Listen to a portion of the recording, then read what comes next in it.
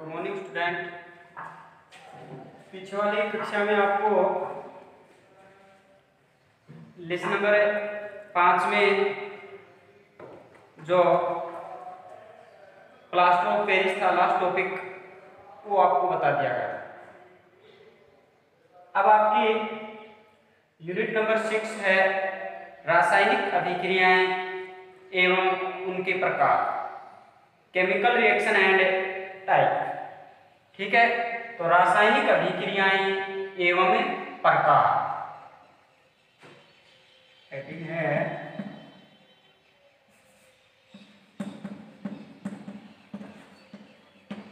रासायनिक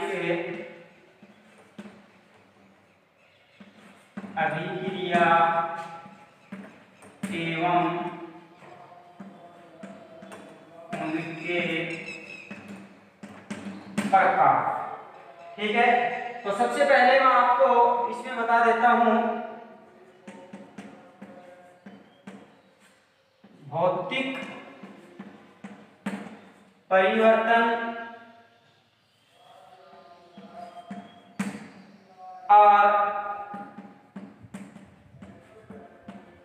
रासायनिक परिवर्तन। इसके अंदर दो टॉपिक हैं, भौतिक परिवर्तन और रासायनिक परिवर्तन। ठीक है, तो सबसे पहले मैं आपको बताता हूं कि भौतिक परिवर्तन किसे कहते हैं। ठीक है, ऐसा परिवर्तन जिसमें पदार्थ के भौतिक गुणों में परिवर्तन होता है परंतु रासायनिक गुणों में कोई परिवर्तन नहीं होता है, भौतिक परिवर्तन कहलाता है। ऐसा परिवर्तन जिसमें पदार्थ के भौतिक गुणों में परिवर्तन होता है, रासायनिक गुणों में परिवर्तन नहीं होता है, भौतिक परिवर्तन कहलाता है। ठीक है, या फिर आप दूसरी बना सकते हैं इसमें कि ऐसा परिवर्तन जिसमें परिवर्तन के कारण को हटाने पर पुनः प्रारंभिक पदार्थ प्राप्त किया जा सकता है, क्या कहलाता है? भौतिक परिवर्तन कहलाता है। ठीक है, क्या कहलाता है? भौतिक परिवर्तन कहलाता है।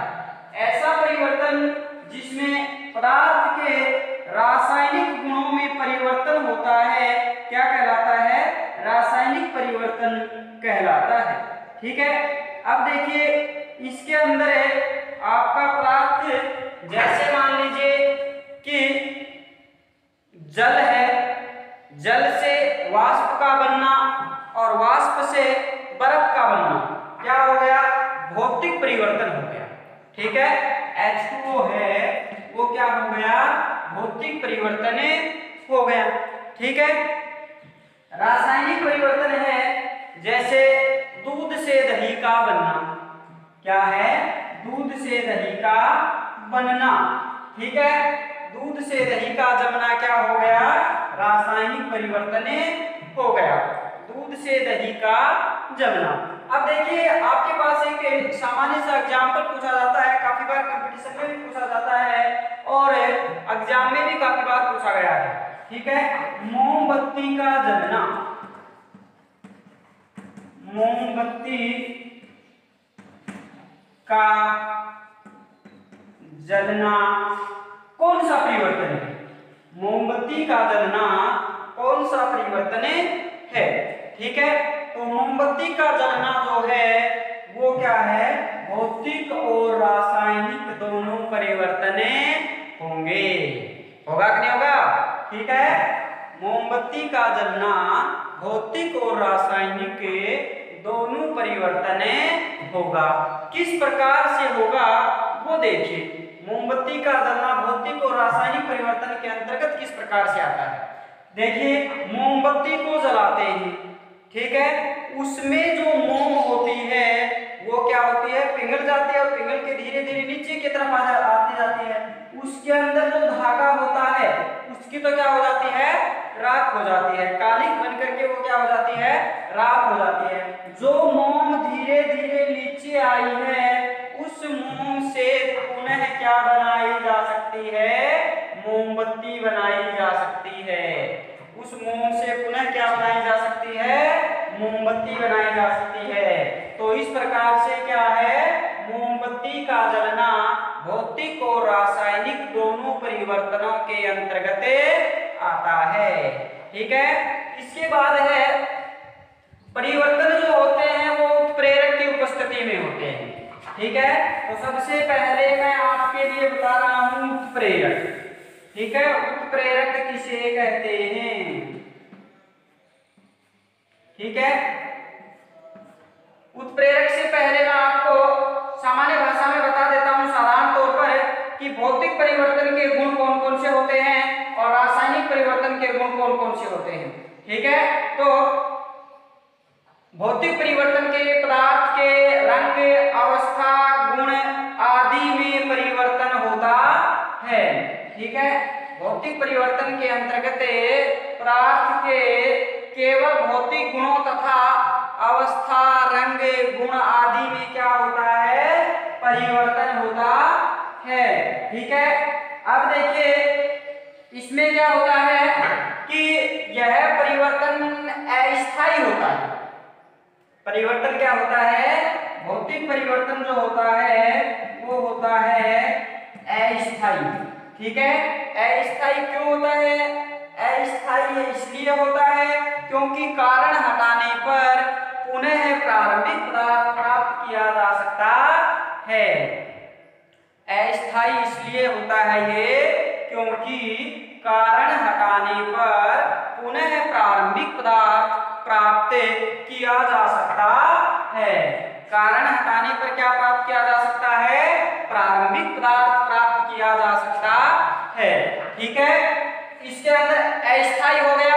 ठीक है। कारण हटा लिया आपने, पुनः क्या है? प्रारंभिक पदार्थ प्राप्त हो जाता है। ठीक है। अब इसके अंदर सबसे इंपॉर्टेंट यह है कि पदार्थ के भौतिक अवस्था में परिवर्तन होता है। तो उसके लिए आपको क्या करना है कि इसमें पुनः प्रारंभिक पदार्थ को प्राप्त किया जा सकता है। इसमें क्या है? पुनः प्रारंभिक पदार्थ को भी प्राप्त किया जा सकता है। ठीक है। क्लियर है। इसके बाद है रासायनिक परिवर्तन के गुण। ठीक है। रासायनिक परिवर्तन के जो गुण होते हैं इसमें क्या होता है कि यह एक तो स्थायी होता है। मान सकते हैं क्या होता है? स्थायी होता है। ठीक है। पुनः प्रारंभिक पदार्थ प्राप्त नहीं किया जा सकता है। पुनः प्रारंभिक पदार्थ प्राप्त नहीं किया जा सकता है। एग्जाम्पल के लिए जैसे मान लीजिए आप दहन करते हैं, रासायनिक परिवर्तन में C+O2 दहन करेंगे तो आपके पास बनेगा CO2। आपके पास क्या बनेगी? CO2 बनेगी। ठीक है। इसके बाद है देखिए रासायनिक समीकरण। ठीक है। उत्प्रेरक आपको बाद में बताएंगे, पहले रासायनिक समीकरण बता देते हैं। रासायनिक समीकरण किस प्रकार से लिखा जाता है? ठीक है। रासायनिक समीकरण किस प्रकार से लिखा जाता है? ठीक है। अब देखिए किसी भी रासायनिक अभिक्रिया में पदार्थों को अणुसूत्र एवं प्रतीक चिन्हों के रूप में प्रदर्शित करना ही रासायनिक समीकरण कहलाता है। किसी अभिक्रिया में भाग लेने वाले पदार्थों को या अणुसूत्रों को प्रतीक चिन्हों में प्रदर्शित करना ही क्या कहलाता है? रासायनिक समीकरण कहलाता है। ठीक है। जैसे CO2 ये क्या हो गया? एक रासायनिक समीकरण हो गया। यहाँ आपके पास कार्बन है, यहाँ ऑक्सीजन है। ठीक है। इनका अणुसूत्र हो गया और यहाँ आपके पास मिलेगा कार्बन डाइऑक्साइड। ठीक है। हो गया।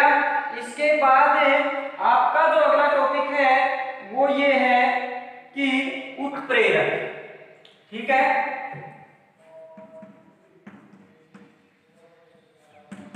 उत्प्रेरक। ठीक है, उत्प्रेरक अभिक्रिया को भिन्न दर से आगे बढ़ाने वाले पदार्थ क्या कहलाते हैं? उत्प्रेरक कहलाते हैं। ठीक है, कोई भी अभिक्रिया है वो क्या है, सामान्य दर से संपन्न होती है। जब उसके अंदर कोई उत्प्रेरक मिला देते हैं, जब उसमें कोई उत्प्रेरक मिला देते हैं तो अभिक्रिया के संपन्न होने की जो गति है वो क्या है, बढ़ जाती है, जिसे क्या कहते हैं, जिसे उत्प्रेरक कहते हैं। ठीक है, आ गया। उत्प्रेरक का जो इसके टाइप हैं वो आपको आगे बताएंगे। उससे पहले मैं आपको रासायनिक अभिक्रियाओं के प्रकार बता देता हूं। ठीक है, रासायनिक अभिक्रियाओं के प्रकार। ठीक है,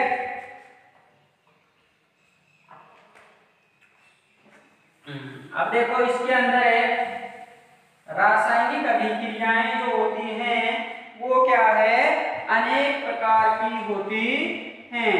ठीक है, तो सबसे पहले आपके पास है संयुग्मन अभिक्रिया। ठीक है, सबसे पहले है संयुग्मन अभिक्रिया।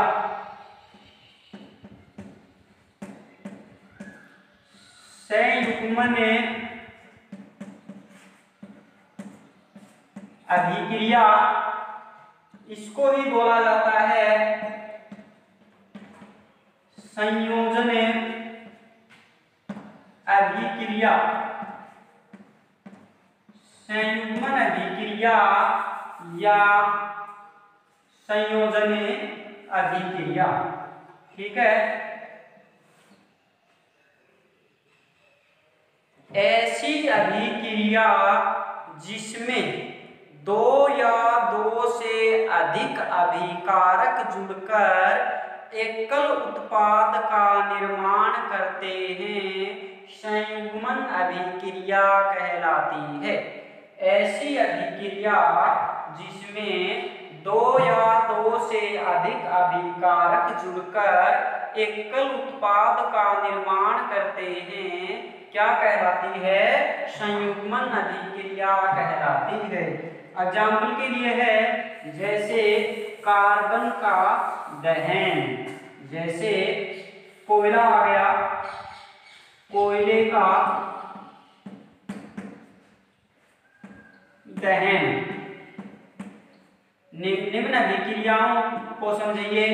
कोयले का दहन आ गया, कोयला होता है कार्बन C+O2, दहन करेंगे आप, यहाँ दहन हो गया, आपके पास क्या बनेगा, CO2 बनेगा। क्या बनेगा, CO2 बनेगा।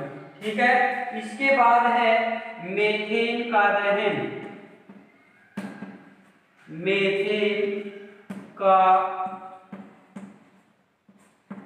दहन, ठीक है, CH4+O2 दहन आ गया ऑक्सीजन की उपस्थिति में। ठीक है, CO2+H2, इसको प्राकृतिक गैस भी बोला जाता है। क्या बोला जाता है, प्राकृतिक गैस भी बोला जाता है। ठीक है, अभिक्रिया को संतुलित करेंगे तो यहाँ 2 लगाना पड़ेगा, 2 लगाएंगे तो यहाँ भी आपको 2 लगाना पड़ेगा। लगा दिया, 2 दूनी 4, 2 दूनी 2 और 2 4 आ गया। मैग्नीशियम रिबन का दहन। ठीक है, मैग्नीशियम का दहन। ठीक है, आपके पास आ जाएगा Mg+O2। ठीक है, MgO। ठीक है, MgO आ जाएगा। यहाँ क्या करना पड़ेगा, 2 लगाना पड़ेगा, तो यहाँ भी आपको क्या करना पड़ेगा, 2 लगाना पड़ेगा। ठीक है, तो ये होती है संयुग्मन अभिक्रिया। ठीक है, कौन सी अभिक्रिया होती है? संयुग्मन अभिक्रिया होती है। ठीक है, इसके बाद है आपकी वियोजन अभिक्रिया। ठीक है, इसके बाद कौन सी है? वियोजन अभिक्रिया। वियोजन अभिक्रिया। ठीक है, वियोजन अभिक्रिया आ गया। देखिए, वियोजन अभिक्रिया के अंतर्गत क्या होता है? इसमें जो ये आपके पास है, ये जो आपके पास उत्पाद बने हैं, ये उत्पाद क्या है? वियोजित हो जाएंगे। ऐसी अभिक्रिया जिसमें एकल अभिकारक टूटकर दो या दो से अधिक छोटे छोटे उत्पाद बनाते हैं, वियोजन अभिक्रिया कहलाती है। ऐसी अभिक्रिया जिसमें दो या दो से अधिक एकल अभिकारक टूटकर दो या दो से अधिक उत्पाद निर्मित करते हैं, वियोजन अभिक्रिया कहलाती है। ठीक है, क्या कहलाती है? वियोजन अभिक्रिया कहलाती है। ठीक है, आ गया। इसके बाद देखिए आपके पास आती है संयोजन अभिक्रिया। मोस्ट इंपोर्टेंट अभिक्रियाओं के अंतर्गत आती है वही संयोजन अभिक्रिया, विस्थापन अभिक्रिया। ठीक है, विस्थापन अभिक्रिया।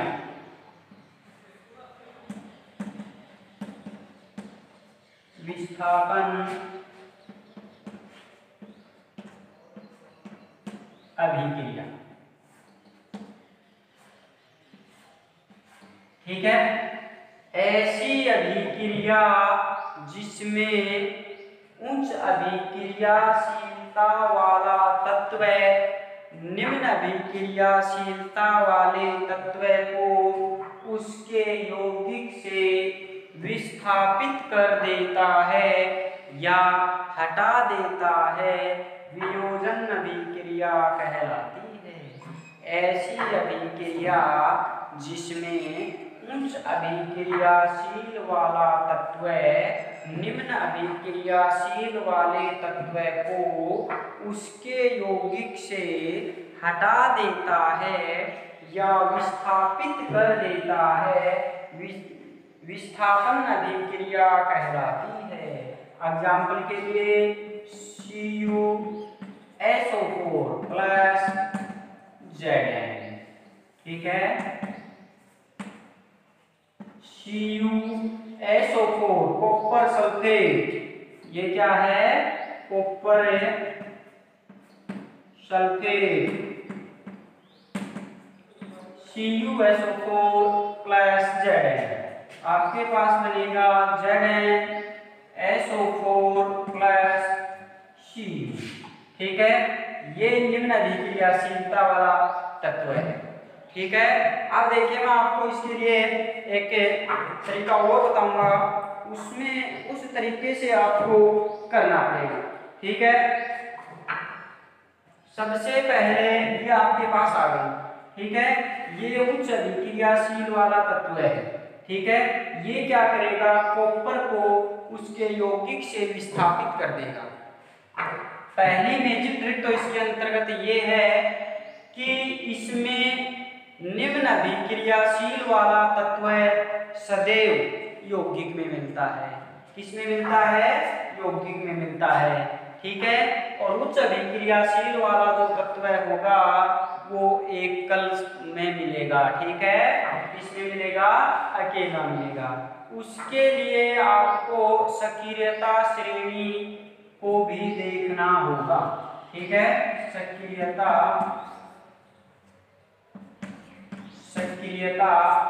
श्रेणी। ठीक है, सक्रियता श्रेणी। ठीक है, सक्रियता श्रेणी किसे कहते हैं? धातुओं की अभिक्रियाशीलता को अवरोही क्रम में लिखने पर जो श्रेणी प्राप्त होती है उसे क्या कहते हैं? उसे सक्रियता श्रेणी कहते हैं। अवरोही क्रम उतरता हुआ क्रम, धातुओं की अभिक्रियाशीलता को अवरोही क्रम में लिखने पर जो श्रेणी प्राप्त होती है उसे क्या कहते हैं? सक्रियता श्रेणी कहते हैं। तो सक्रियता श्रेणी में आपके पास सबसे पहले आप किस किस को देखेंगे? देखिए, पोटेशियम है, सोडियम है, कैल्शियम है, ठीक है, पोटेशियम है, सोडियम है, कैल्शियम है, मैग्नीशियम है, जिंक है, ठीक है, जिंक आ गया आपके पास, ferrous, lead, hydrogen, ferrous, PB, lead, hydrogen आ गया आपके पास, ठीक है। इसके बाद Cu copper, Hg mercury, Ag gold, Au सोना, ठीक है।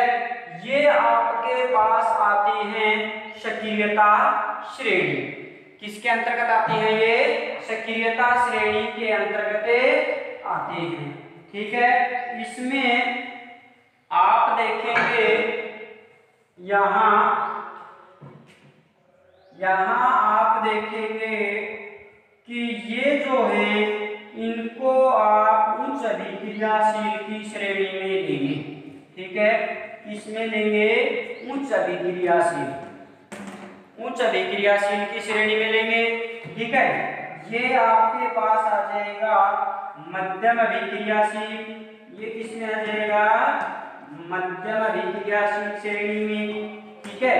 और ये आ जाएगा निम्न अभिक्रियाशील श्रेणी में, निम्न अभिक्रियाशील की श्रेणी में आ जाएगा, ठीक है। तो ध्यान देने योग्य बात आपके पास ये है कि आपने यहाँ क्या लिया है? आपने यहाँ लिया है,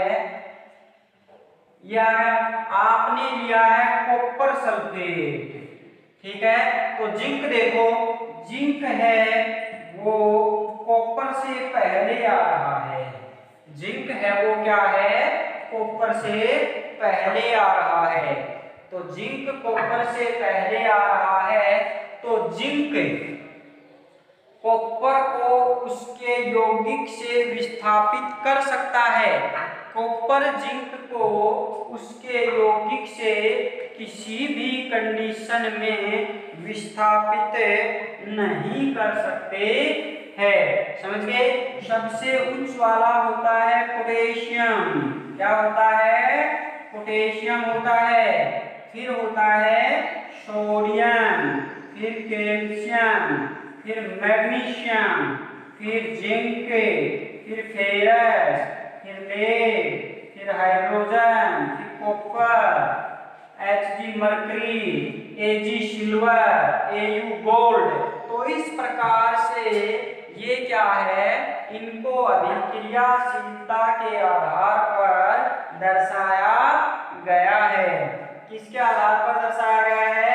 अभिक्रियाशीलता के आधार पर दर्शाया गया है। ठीक है। अब देखिए आपके पास यहाँ आ जाएगा PbNO3 की ट्वाइस। अगर आप लेड नाइट्रेट लें, लेड नाइट्रेट की अभिक्रिया जिंक के साथ करवाएं तो ZnNO3 आ जाएगा, जिंक आ गया। यहाँ CuCO3 ले सकते हैं आप, कॉपर कार्बोनेट। ठीक है। तो इस प्रकार से आप क्या है, इनको आसानी से कर सकते हैं।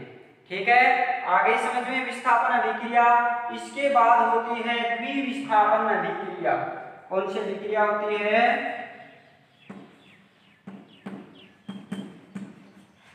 द्विविस्थापन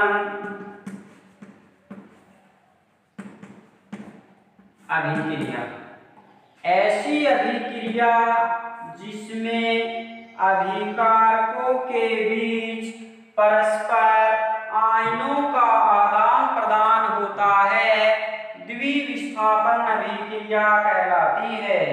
अभिकारकों के बीच परस्पर आयनों का क्या होता है? आदान प्रदान होता है, द्विविस्थापन अभिक्रिया कहलाती है। आयनों के बीच जैसे कोई यौगिक हो गया, यौगिक आप मान ही लेंगे जैसे CuSO4 आ गया, ये धनात्मक आयन हो गया और ये ऋणात्मक आयन हो गया। NaOH है, ये धनात्मक आयन हो गया और ये ये क्या हो गया? ऋणात्मक आयन हो गया। ठीक है, इसके एग्जाम्पल के लिए आप देखेंगे अभिकारकों के बीच परस्पर आयनों का आदान प्रदान होता है, द्विविस्थापन अभिक्रिया कहलाती है। जैसे पहले अभिकारक का धनात्मक चिन्ह या धनात्मक दूसरे